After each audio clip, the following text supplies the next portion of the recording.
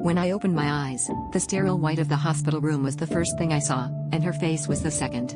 My girlfriend sat there, her expression a cocktail of relief and guilt that told me everything before she even spoke a word.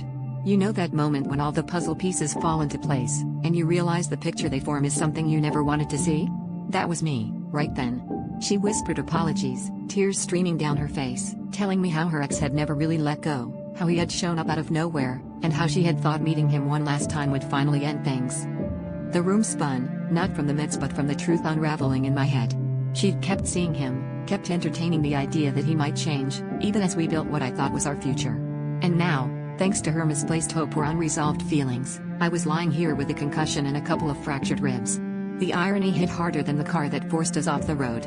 I wanted to be angry, to shout, to blame her, but all I felt was this hollow ache in my chest because deep down, I knew I was just as guilty.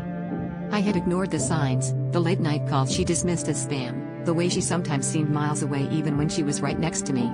I had chosen to trust blindly, convinced that love meant never having to doubt.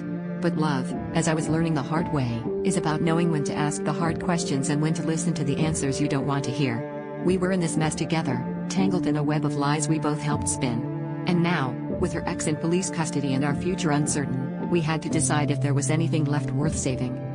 As she reached for my hand, her touch both familiar and foreign, I realized that the real conflict wasn't with her ex or even with her.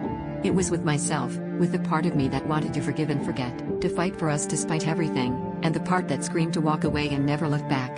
The truth was, I didn't know if I could trust her again, but maybe the bigger question was whether I could trust myself to make the right choice this time.